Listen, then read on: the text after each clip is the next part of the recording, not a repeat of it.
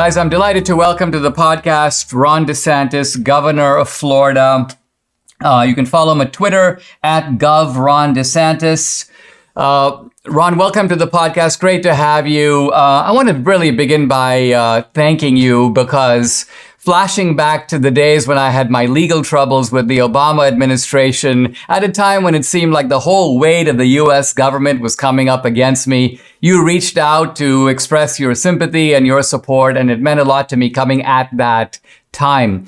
I also want to commend you for the fact that since you've been in the governor's seat, you have been aggressive on all fronts. I mean, I've been talking on this podcast about the need to fight on all fronts, and no one has done that the way you have. And I think it's an example to governors across the country. So take that for what it's worth. And your latest initiative, which I just read. Well, before you do that, I just want to say, I mean, back in the Congress, when you were facing that, that was a real clear example of weaponization of the DOJ. And at that time, I think a lot of Republicans kind of got that, but I don't think they got it as much as they understand it now. But that was really an example of you were treated disfavorably because of your political views and activism. And that was plain as day. We hauled some of these people into the oversight committee from DOJ to talk to them about the case, very mealy-mouthed. And I think that, me and others in the Congress were very supportive of your eventual pardon.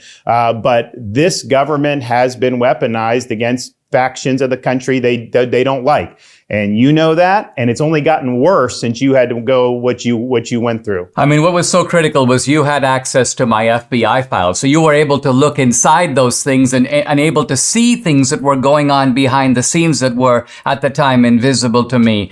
Talk about your new initiative, a Protect Kids initiative. It also protects girls. It protects sports. Describe what you're doing.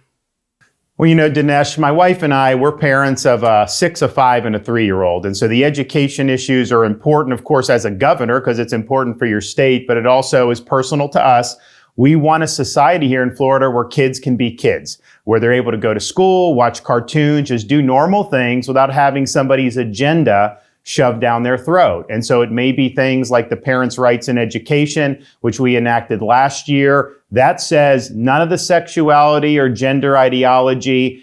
Last year was elementary school. Now it's expanded to pre-K through 8th grade. And we think that that's appropriate. If parents want to discuss these things, that's their issue, but we should not be jamming this into the curriculum. It's inappropriate for a teacher to tell a student they may have been born in the wrong body. So we expanded that. We also, in one of the bills, we nixed this whole pronoun Olympics. You are not going to be required to choose pronouns in the state of Florida. They'll have some of these schools around the country, second graders are being told to choose pronouns. It's insane. And so we're going to do school just like it had been done for all of human history until about 2 weeks ago. And so that's important. And then we also did a bill, which is sad that we're even having discussed this, to criminalize the mutilation of minors who are undergoing these sex change operations by these really rogue ideological physicians. And we've had heartbreaking testimony from people that have gone through this when they were minors. Now they're adults.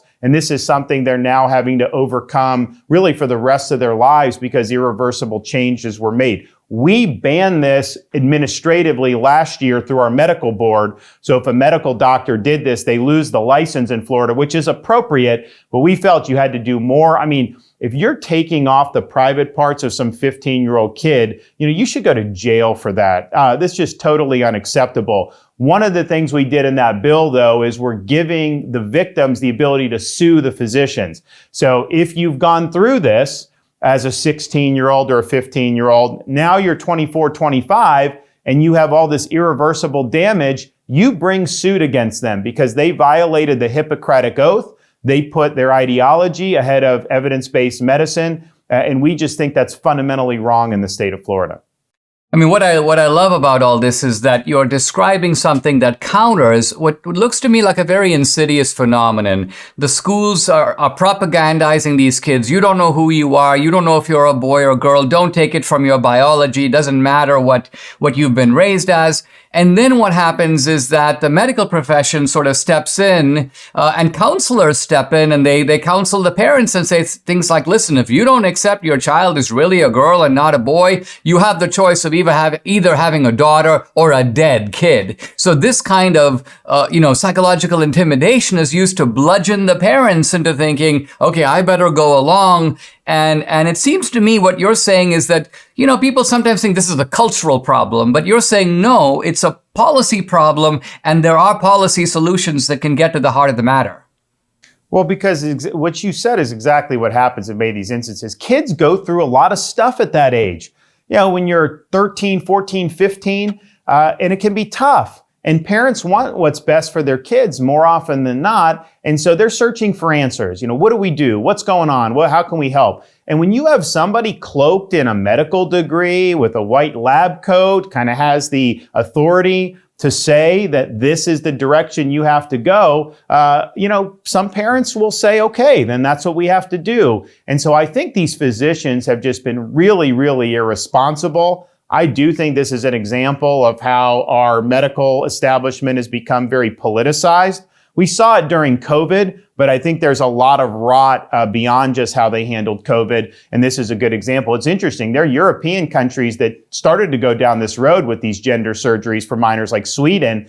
And they realized, one, there wasn't medical justification to be doing this. And two, they recognized the harms of this were really catastrophic. So they've gone in the direction that Florida has now gone, even before most places in the United States were even thinking this was a problem. And I think what it shows is there are some countries out there, and this was true during COVID too. Sweden is more, quote, liberal than we are, but they are focused on evidence-based medicine. And I think in the United States, the medical establishment is really governed based on ideology. You'll actually see some of these medical school graduating classes. I don't know if you've seen the videos.